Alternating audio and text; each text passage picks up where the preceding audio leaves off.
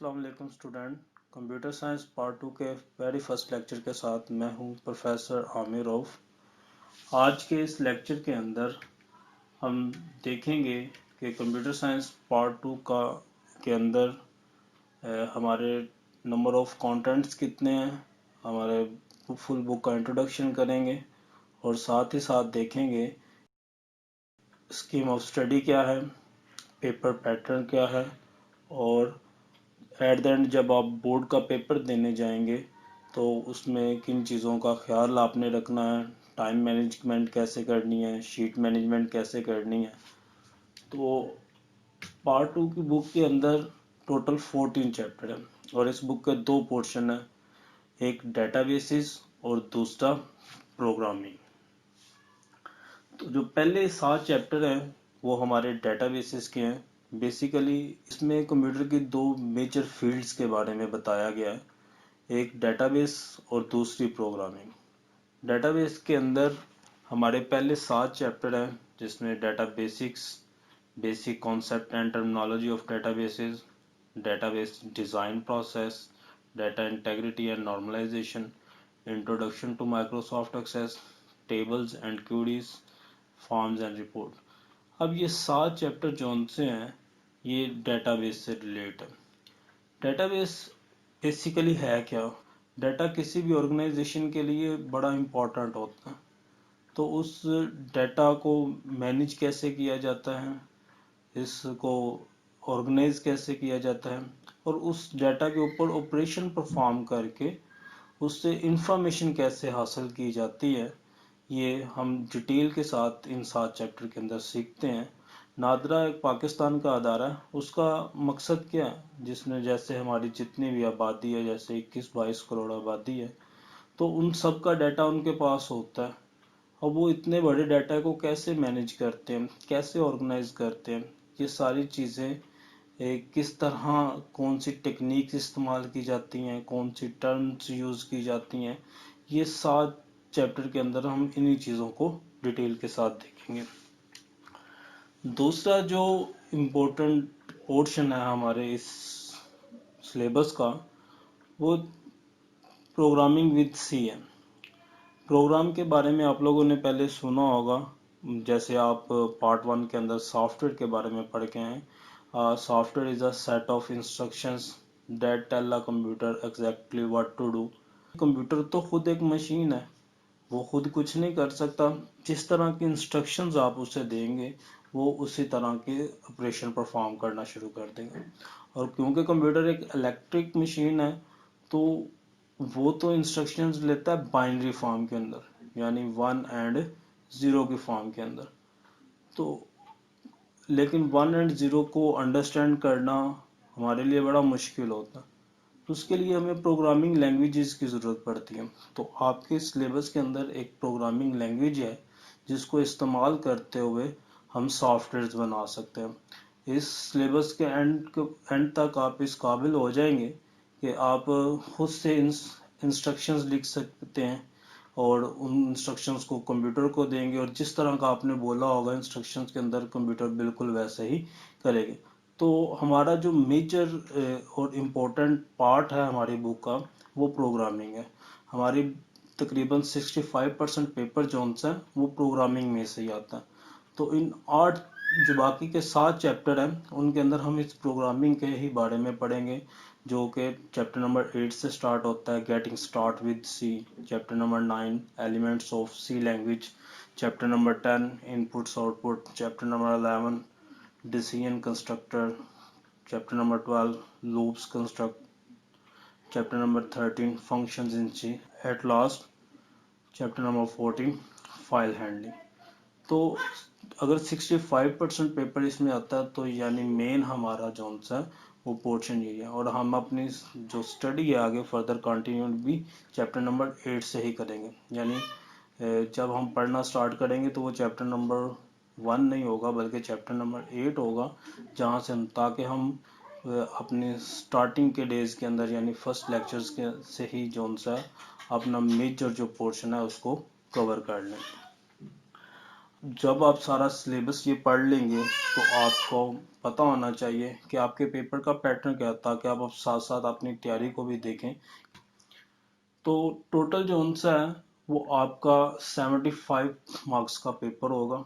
75 marks के अंदर आपको जो टाइम एलोकेट किया जाएगा वो 2 आवर्स एंड 30 मिनट्स यानी 2.5 घंटे जो उनसे हैं वो आपके पेपर को अटेम्प्ट करने का टाइम होगा, जिसमें 3 तरह के क्वेश्चन आएंगे। अमूमन आपको पता भी है, MCQs, short questions and long question. 15 number के MCQs हैं, 36 मार्क्स के जो उनसे हैं वो शॉर्ट क्वेश्चन है, और 24 मार्क्स के जो उनसे हैं वो लॉन्ग क्वेश्चन है। अब इस जो क्वेश्चंस हैं इसकी डिवीजन कुछ इस तरह की गई है, ज़रा डिटेल के साथ देखेंगे कि टोटल जो MCQs हैं वो हमारे पास 15 होंगे, और 15 MCQs के अंदर हमारे पास जो है 15 ही हमने अटैम्प्ट करने हैं, और हर क्वेश्चन का 1 मार्क्स है, टोटल 15 मार्क्स हो गए। और इसके लिए जिसे हम ऑब्जेक्टिव पेपर कहते हैं 20 मिनट्स होते हैं इसको अटैम्प्ट करने के लिए। और शॉर्ट क्वेश्चन और लॉन्ग क्वेश्चन हमारा सब्जेक्टिव पेपर है, जिसके यानी total number of question short हमारे पास 27 आएंगे, उनमें से 18 हमने करने हैं, और हर क्वेश्चन के 2 मार्क्स हैं, इसलिए टोटल जो है इसके 36 मार्क्स होंगे। इसी तरह टोटल 5 लॉन्ग क्वेश्चन आएंगे, इनमें से 3 हमने करने हैं, हर एक क्वेश्चन के 8 नंबर हैं, टोटल हमारे पास 24 मार्क्स इसके होंगे। और इस सब्जेक्टिव पेपर को अटेम्प्ट करने का हमारा जो टाइम होगा वो 2 आवर्स एंड 10 मिनट्स होंगे, यानी 2 घंटे और 10 मिनट के अंदर आपने सब्जेक्टिव पेपर को सॉल्व करना।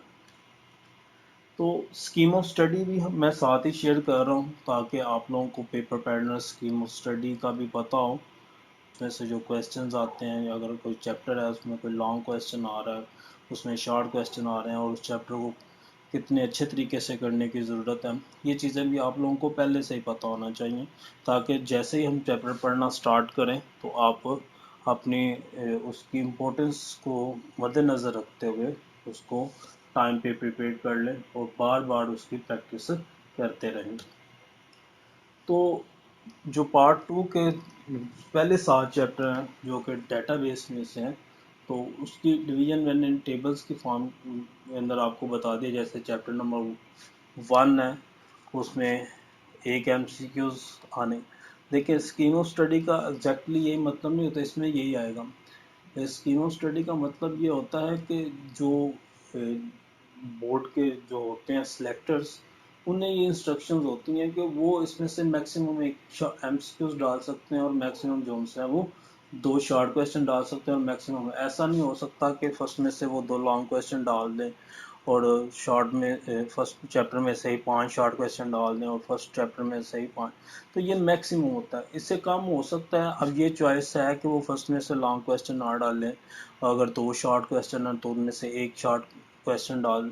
तो मिनिमम तो हो सकता है, लेकिन मैक्सिमम से ज़्यादा नहीं हो सकता। तो मैक्सिमम ये स्कीम है कि फर्स्ट चैप्टर में से एक MCQ आएगा, 2 शॉर्ट क्वेश्चन आएंगे और एक लॉन्ग क्वेश्चन आएगा। इसी तरह चैप्टर नंबर 2 में से एक MCQ आएगा, एक लॉन्ग। इसे आप लोग डिटेल से देख लें।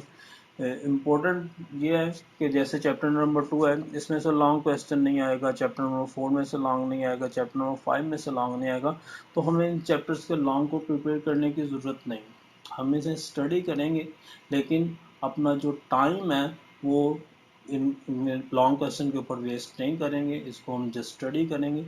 लेकिन जिन चैप्टर में से लॉन्ग क्वेश्चन आने हैं, उन चैप्टर में से लॉन्ग क्वेश्चन को आप प्रिपेयर करेंगे। अब दूसरा पोर्शन जो उनसे चैप्टर नंबर 18 से 14 तक है, वो हमारी प्रोग्रामिंग है। प्रोग्रामिंग में से हमारे जो उनसे हैं, इसी तरह MCQs चैप्टर नंबर 8 में से एक आएगा, शॉर्ट क्वेश्चन 2 आएंगे, लॉन्ग क्वेश्चन जो उनसे वो एक आएगा। तो 9वें और 10वें के अंदर इसमें लॉन्ग क्वेश्चन नहीं है। 11वें और 12वें में से एक एक लॉन्ग क्वेश्चन आएगा, 13वें और 14वें में से लॉन्ग क्वेश्चन नहीं है। तो टोटल ये 15 MCQs इस तरह आएंगे, और इसी तरह जो है वो 27 शॉर्ट क्वेश्चंस आएंगे। तो ज़रा इस स्कीम ऑफ स्टडी को डिटेल से देखें। जो आपका पहला क्वेश्चन है वो तो है MCQs, 15 मार्क्स के वो MCQs हो गए।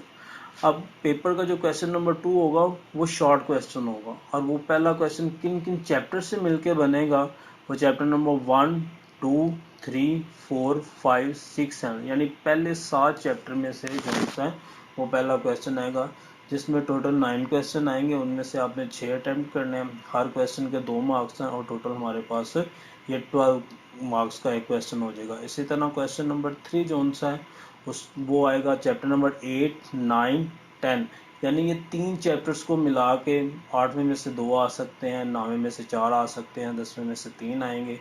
तो ये टोटल मिला के 9 क्वेश्चन हो जाएंगे, उनमें से 6 को हमने अटैम्प्ट करना है, तो 12 मार्क्स का ये भी हमारा क्वेश्चन बन जाएगा। इसी तरह क्वेश्चन नंबर 4 जो सा है वो 11, 12, 13 और 14 को मिला के। तो आप देखें ये चीज़ यहाँ इम्पोर्टेंट है कि जो क्वेश्चन नंबर 2 है वो सिर्फ डेटा बेसिस में आया है, जब क्वेश्चन नंबर जो 3 और 4 है वो हमारा प्रोग्रामिंग में से है। जैसे स्टार्ट में मैंने बताया था कि 65% पेपर जो सा वो हमारा प्रोग्रामिंग में से आएगा। तो 12 नंबर जो से हैं वो हमारे 12 नंबर का जो पेपर है वो डेटाबेस में से आ रहा है, और 24 नंबर के जो शॉर्ट क्वेश्चन हैं वो प्रोग्रामिंग में से आएंगे। इसी तरह अब जो लॉन्ग क्वेश्चन है, क्वेश्चन नंबर 5 और 6 जो कि पहले और तीसरे चैप्टर में से आ सकता है, और क्वेश्चन नंबर 6 जो सा वो छठे या 7वें में है। यानी टोटल 2 लॉन्ग क्वेश्चन जो हैं वो डेटाबेस में से आएंगे, जिनमें से हमने एक को जो सा वो अटैम्प्ट करना, यानी जो चॉइस है हमारे पास डेटाबेस के अंदर इन 2 क्वेश्चन में से एक है। और इसी तरह प्रोग्रामिंग में से 3 क्वेश्चन आएंगे, और 3 में से हमने 2 को अटैम्प्ट करना है, वो 8वें, 11वें और 12वें चैप्टर में से आएंगे। अब ये चीज़ देखें कि टोटल 5 क्वेश्चन है, और 5 में से 3 को हमने अटैम्प्ट करना है। तो ऐसा नहीं होगा कि आप क्वेश्चन नंबर जोन से 5 और 6 अटैम्प्ट कर लें, और ये 3 जोन से वो चॉइस क्वेश्चन नंबर 6, 5, 6, 7 अटैम्प्ट कर लें, और 8 और 9 को छोड़ दें। ये 2 क्वेश्चन हम नहीं छोड़ सकते, इन दोनों में से चॉइस है, और इन तीनों में से 2 कर लें, एक की चॉइस है। तो एक यहाँ से हम जोन से वो चॉइस पे छोड़ सकते हैं, और एक जोन से वो यहाँ पे हम चॉइस पे छोड़ सकते हैं। 5 में से 3 करने हैं, लेकिन ये कंपल्शन है कि आप डेटाबेस में से 2 में से 1 क्वेश्चन करें, और आप प्रोग्रामिंग में से 3 में से 2 क्वेश्चन को अटेम्प्ट करें। ओके, टाइम्स एंड शीट तो ये बड़ा इंपॉर्टेंट है। जब आप सारी स्टडी कर लें और अच्छे तरीके से अपने सिलेबस को प्रिपेयर कर लें, और बड़े अच्छे तरीके से अपने बार बार प्रैक्टिस से कॉलेज में टेस्ट दे के, प्री बोर्ड दे के, दिसंबर टेस्ट दे के, हर चीज़ आप अच्छे तरीके से प्रिपेयर करें। और अगर एट द टाइम अगर आप कुछ मिस्टेक करते हैं, अपने टाइम को अच्छे से मैनेज ना कर सके, अपनी शीट को अच्छे से मैनेज ना कर सके, तो वो आपके पूरे साल की मेहनत को जो सा वो ज़ाया कर सकता है। तो मैं चाहूँगा कि आप इन चीज़ों को भी ज़रा अच्छे तरीके से देख लें कि आपने अपने टाइम को और अपनी शीट्स को कैसे मैनेज करना है। तो टोटल जो टाइम होता है हमारे पास 2.5 घंटे हैं। तो MCQs के लिए जैसे मैंने बताया था 20 मिनट हैं अटैम्प्ट करने के लिए। तो हर क्वेश्चन को अगर 1 मिनट में आप अटैम्प्ट करते हैं तो 15 मिनट में तो MCQs अटैम्प्ट होंगे, और बाकी के जो 5 मिनट बचेंगे उसमें आप अपनी बबल शीट को फिल कर सकते हैं। तो इसी तरह सब्जेक्टिव पेपर के लिए आपके पास 2 घंटे और 10 मिनट होंगे।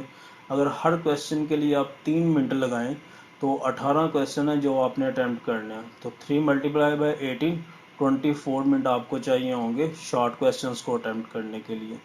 तो लॉन्ग क्वेश्चन आपने 3 अटैम्प्ट करने हैं। अगर एक क्वेश्चन आप 20 मिनट के अंदर अटैम्प्ट करते हैं तो आपका जो सा 3 क्वेश्चन आपने अटैम्प्ट, तो 1 घंटा यानी 60 मिनट आपको चाहिए होंगे अपने लॉन्ग क्वेश्चन को अटैम्प्ट करने के लिए। तो इसका सिंपल ये हो गया कि 1 मिनट के अंदर आपको MCQ सॉल्व करना है, आपको 3 मिनट के अंदर जो सा है वो एक शॉर्ट क्वेश्चन को कंप्लीट करना है, अटैम्प्ट करना है, और 20 मिनट के अंदर आपने एक लॉन्ग क्वेश्चन को अटैम्प्ट करना है, ताकि आप पूरे पेपर को विद इन टाइम जो सा है वो टाइमली जो सा है वो अटैम्प्ट कर सकें। टोटल हमारे पास जो सा है 16 शीट्स होती हैं, जो हमें बोर्ड में जो हम शीट मिलती है पेपर अटैम्प्ट करने के लिए, उसमें टोटल 16 शीट्स होती हैं। और उन 16 शीट के अंदर जो से हैं वो 31 जो से हैं वो पेपर होते हैं, पेजेस होते हैं। ठीक है, अगर आप 2 क्वेश्चन जो उनसे वो एक पेज के ऊपर करते हैं, तो 18 क्वेश्चन आपने करने हैं, तो 9 पेज आपको लगेंगे शॉर्ट क्वेश्चंस को देखने के लिए। और लॉन्ग क्वेश्चन आपने अटैम्प्ट करना है तो 4 पेज आपको चाहिए होंगे एक लॉन्ग क्वेश्चन को अटैम्प्ट करने, तो 3 आपने करने हैं, 4 मल्टीप्लाई बाय 3 तो 12 पेज आपको उसके लिए चाहिए होंगे। टोटल 21 पेज के अंदर आपका जो सा वो पेपर अटैम्प्ट हो जाएगा। जो एक्स्ट्रा बचे आप उसे जो रिमेनिंग पेज है एक्स्ट्रा क्वेश्चंस के लिए या डायग्राम्स के लिए इस्तेमाल कर सकते हैं। तो आज के लेक्चर के लिए इतना ही था। बहुत शुक्रिया आपका। अल्लाह हाफिज़।